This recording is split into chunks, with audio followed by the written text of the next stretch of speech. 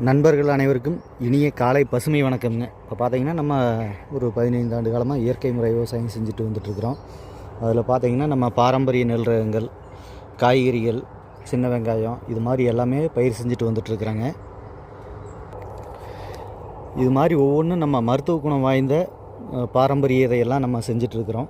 ஏன்னா எல்லாத்துக்கும் நம்ம நஞ்சில்லாத உணவு கொடுக்கணும், எல்லோரும் நல்ல ஆரோக்கியத்தோடு வாழணும் அப்படிங்கிற ஒரே எண்ணத்தில் நம்ம செஞ்சிட்ருக்குறோங்க. ஏன்னா நம்ம தாய்மண் நல்லா இருக்கணும், அந்த தாய்மண் நல்லா இருந்தால் தான் நம்ம நல்லா இருக்க முடியும் அப்படிங்கிற ஒரு கொள்கையில் நம்ம செஞ்சுட்டு வந்துட்டுருக்குறோம்.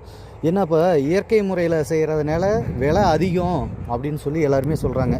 இயற்கையில் விளைஞ்சதுன்னா விலை அதிகமாக சொல்கிறீங்க, நாங்கள் வாங்க மாட்டோம், கட்டுப்படியாகாது, எங்களுக்கு கெமிக்கலில் பண்ணுறதெல்லாம் விலை மலிவாக கிடைக்கிது அப்படின்லாம் எல்லோரும் மக்கள் மத்தியில் இன்றைக்கி ஒரு எண்ணம் பரவலாக எல்லாத்துக்கிட்டே இருக்குதுங்க.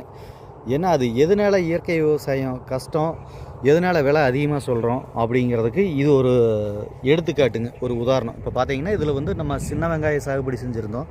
இது பார்த்திங்கன்னா ஒரு 20 சென்ட் பரப்பளவுங்க. இந்த 20 சென்ட்டில் நம்ம போன வருஷம் இதே இதில் பண்ணியிருந்தோம். போன வருஷம் நல்ல விளைச்சல் இருந்துச்சுங்க, ஓரளவுக்கு போதுமான அளவுக்கு இருந்துச்சுங்க. அதே மாதிரி இந்த வருஷம் இதில் பார்த்திங்கன்னா இந்த போகம் இதில் இதுக்கு 3 டிப்பர் தொழு உரம், இது எல்லாமே இது பார்த்திங்கன்னா இதுக்கு 100 கிலோ கடலை புண்ணாக்கு இது எல்லாமே நம்ம கொடுத்து இதுக்கு ஜீவாமிர்தம், அமிர்த கரைசல் என்னென்ன பண்ணணுமோ அத்தனையும் நம்ம பண்ணணும். இதுக்கு களை எடுக்கிறதுங்க, இதுக்கு 4 களை பில்லு பிடுங்குறதுன்னு சொல்லுவோம் இல்லைங்களா, இதெல்லாம் எடுத்து இப்போ பார்த்தீங்கன்னா இன்றைக்கி இந்த தடவை இதை ஃபுல்லாக அழிச்சு ஓட்டுறாங்க. ஏன்னா அதுக்கான காரணம் அந்த சீதோஷ நிலை, பருவ சூழ்நிலை ஒத்து வரலைங்க, அதுதான் காரணம். நோய் தாக்கம் அதிகமாகிடுச்சு. இதுக்கு நம்ம என்ன, இது நம்ம இயற்கை முறைங்கிறதுனால இந்தளவுக்கு தாக்கு பிடிச்சி நிற்கிதுங்க. இதே கெமிக்கலில் பண்ண விவசாயிகள் இதெல்லாம் பார்த்திங்கன்னா ஒன்றுமே இல்லை, அந்தளவுக்கு போயிருக்கு.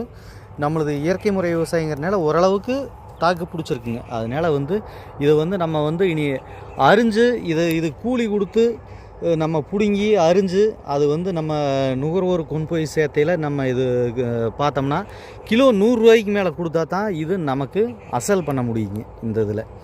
ஆனால் இன்றைக்கி நம்ம 100 ரூபாய்ன்னு சொன்னோம்னா மக்கள் வாங்க மாட்டாங்க. ஏன்னா இன்றைக்கி பார்த்திங்கன்னா மார்க்கெட்டில் 4 கிலோ 100 ரூபா அப்படின்னு சொல்லியெல்லாம் வெளியிலிருந்து வெங்காயம் வருதுங்க. வெளி மாநிலத்திலேருந்து இறக்குமதி பண்ணுறாங்க. அது மார்க்கெட்டில் போய் எடுத்துகிட்டு அந்த டெம்போவில் போட்டு 4 கிலோ 100 ரூபா, 3 கிலோ 100 ரூபா, 5 கிலோ 100 ரூபா அப்படின்லாம் இன்றைக்கி போட ஆரம்பிச்சிட்டாங்க.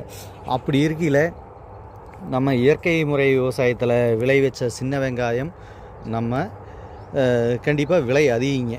இந்த 100 ரூபா கிலோ 100 ரூபா அப்படின்னா மக்கள் இன்றைக்கி கண்டிப்பாக யாருமே வாங்க மாட்டாங்க. அதில் என்ன இருக்குது, இதில் என்ன போ அப்படின்னு சொல்லி இன்றைக்கி வாங்க மாட்டாங்க. அதனால தான் நம்ம பார்த்துட்டு இது நம்ம ஃபுல்லாக நம்ம இது கூலி கொடுத்து நட்டப்படக்கூடாது. இதில் பார்த்திங்கன்னா கிட்டத்தட்ட நமக்கு ஒரு 30,000 ரூபாய்க்கு மேலே லாஸ். இதில் பார்த்திங்கன்னா கடலை புண்ணாக்கு இன்றைக்கி 100 கிலோவுக்கு 6,000 ரூபாய்ங்க, 65 ரூபாய்ங்க, 6,500 ரூபா. அது இல்லாமல் வெங்காயம் 5,000 ரூபா, பார் கட்டினது, உழவு கூலி, களை எடுத்தது, இந்த இடுபொருள் செலவு இதெல்லாம் பார்த்தா நமக்கு பார்த்திங்கன்னா கிட்டத்தட்ட நம்மளுடைய உழைப்பு இதெல்லாம் பார்த்தா ஒரு 30,000 ரூபாய் ஆகுதுங்க. இந்த 30,000 ரூபா இது லாஸ். இப்போ நம்ம இதை அழிச்சு தான் ஓட்டுறோம் இன்றைக்கி. ஏன்னா நம்ம உண்மைத்தன்மையோடு பயணிக்கிறோம். அந்த பதிவு மக்கள்கிட்ட காமிக்கணும், மக்கள் தெரிஞ்சுக்கணும். ஏன் இயற்கை விவசாயத்தில் விளைஞ்சதுன்னா விலை அதிகமாக சொல்கிறாங்க அப்படிங்கிறதுக்கான ஒரு தாட் மக்கள்கிட்ட இருக்குது. அது என்ன உண்மை நிலை என்னன்னு நம்ம காமிக்கணும் அப்படிங்கிறதுக்காக தான் இந்த பதிவு போடுறாங்க. ஏன்னா இது மாதிரி ஒவ்வொரு தடவையும் ஒவ்வொரு போகம் ஒவ்வொரு பருவ சூழ்நிலைக்கு தகுந்த மாதிரி விளைச்சல் நல்லாயிருக்கும், லாஸ் ஆகுங்க.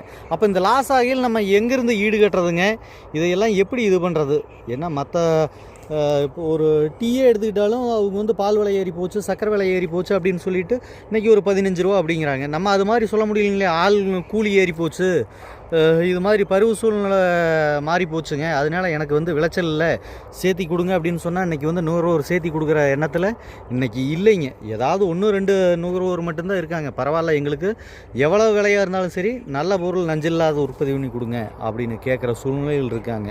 அதுக்காகத்தான் இந்த பதிவு போடுறேங்க. அதனால் இயற்கை விவசாயம் செய்கிறது இது மாதிரி பருவ சூழ்நிலைக்கு தகுந்த மாதிரி கொஞ்சம் சிரமமான காரியங்கள்ங்க. விளைச்சல் கூடும் குறையுங்க. இது மாதிரி லாஸ் ஆகிற சூழ்நிலையில் நம்ம ஒன்றுமே பண்ண முடியாது. அதையெல்லாம் தாங்கித்தான் ஒவ்வொரு விவசாயி வந்துக்கிட்டு இருக்காங்க இன்றைக்கி. அதனால் இதையெல்லாம் நுகர்வோர் தெரிஞ்சுக்கணும் அப்படிங்கிறதுக்காக தான் நம்ம சொல்கிறோங்க. ஏன்னா இங்கே பாருங்கள், வெங்காயம் இந்த பாருங்கள் சின்ன காயாக இருக்குது. இதனால தான் நம்ம விற்பனை வாய்ப்பு சாத்தியம் இல்லாதது. சின்ன காயாக போனதுனால நம்ம வந்து மக்கள்கிட்ட இது கொண்டு போய் சேர்த்த முடியாது. ஏன்னா அவங்க என்னம்பாங்க, எப்போ காய் என்ன சின்ன சின்னதாக இருக்குது அப்படிம்பாங்க. ஆனால் காய் கெட்டு போகாது, அழுவாதுங்க, அழுகி போகாது. ஆனால் இருந்தாலும் இது சின்ன காய் அப்படின்னு சொல்லுவாங்க. அதனால தான் நம்ம இதை ஃபுல்லாக எல்லாம் அழிச்சு ஓட்டிடலாம் அப்படின்னு சொல்லிவிட்டு இன்றைக்கி அழிச்சு ஓட்டிகிட்ருக்குறேங்க. அதனால் எல்லாருமே இயற்கை முறை விவசாயம் செய்வோங்க. எல்லாத்துக்கும் நஞ்சில்லாத உணவுகள் உற்பத்தி பண்ணி கொடுப்போம். எல்லோரும் நலமோடும் வளமோடும் வாழ்வோங்க. நன்றிங்க.